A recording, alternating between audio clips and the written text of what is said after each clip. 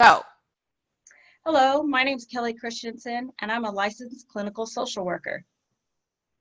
Hi, I'm Vanessa Stein, and I'm also a licensed clinical social worker. And we are coming to you today from Counseling and Psychological Services at UCF. We are going to talk a little bit about dialectical behavior therapy. And we're hoping that this will become a series of videos that we can share with you that is based on a workshop that we provide. So we're going to start today by talking a little bit about what is DBT, or dialectical behavior therapy. It is a combination of cognitive and behavior interventions. It's focused on learning 4 sets of skills: mindfulness, interpersonal effectiveness, emotion regulation, and distress tolerance.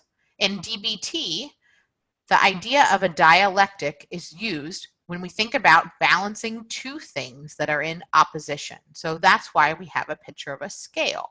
It's really the idea of taking away black and white thinking, using both and thinking instead of either or thinking. So, for example, the biggest dialectic in DBT is balancing change and acceptance. We have to hold both of those things at the same time, even though they seem like they are in opposition. We have to balance changing the things that we are in control of and accepting the things that we can't. During this unprecedented time of social distancing and quarantine, DBT can help us balance many things. For example, being prepared and not panicking, and limiting exposure to social media and other forms of media, and staying informed.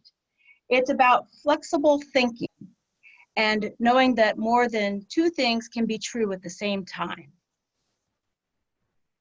Great. So now we're going to talk specifically about distress tolerance and why we thought these sets of skills would be helpful during this time period.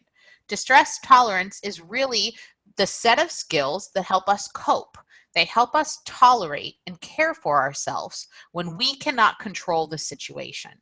They help us survive crisis and tolerate short-term pain or discomfort. So especially when we're social distancing or we're engaging in times where we're maybe doing something that feels very different from the way that it was even a month ago, we can use these skills to help us manage the way that we feel. So distress tolerance involves distracting ourselves, self-soothing, and practicing acceptance. What we know, though, are these are Band-Aid skills. They usually last short term, and so we have to do them over and over again in order to help continue to cope. We can practice distress tolerance by using the acronym IMPROVE to improve the moment. So improving the moment is replacing immediate negative events with more positive ones by making the moment more positive and easier to tolerate. Some strategies involve changing the appraisal of ourselves or the situation by creating meaning in the situation. Some involve changing our body's response to the events, like relaxing, prayer, or focusing on things in the moment that have to do with acceptance and letting go.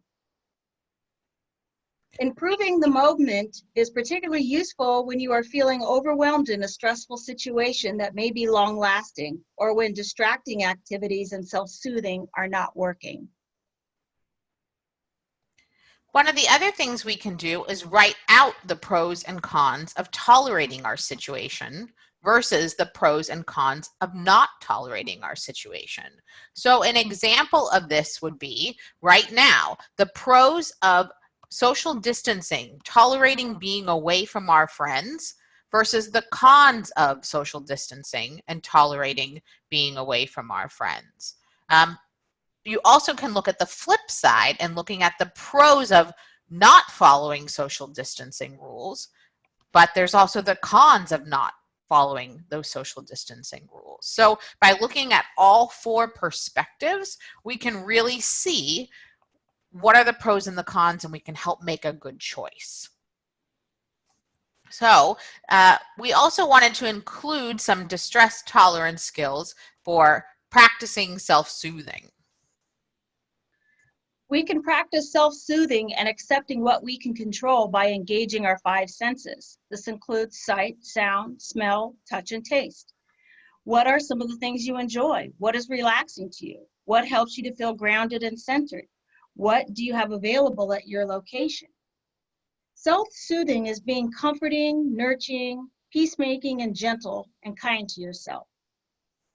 So some of the things that I find relaxing and enjoying are sounds of nature and listening to relaxing yoga music. Some of the things that I find that are nice to smell or nice scents are vanilla or lavender. Some things that I enjoy the taste of are really spicy foods, especially curry. Some of the things that I enjoy for touch or sensation when I'm feeling are like smooth or silky items. So you can collect items that are in your space where you are, and you can have them available to you, whether that's a candle or a diffuser or a specific type of mint or breath mint or gum that you might use. And that way you can use them specifically for self-soothing and coping during this time. We would love to hear your ideas about what you use for coping using your five senses. We would love for you to share on your social media and tag us in it so that we can get an idea of what you're doing out there to help take care of yourself during this time. So, coming soon, we hope to do another series in this short series of videos introducing you to additional DBT skills in the areas of emotion regulation. Such as learning how to find wise mind, accepting emotions, and using opposite action to change emotions. So stay tuned.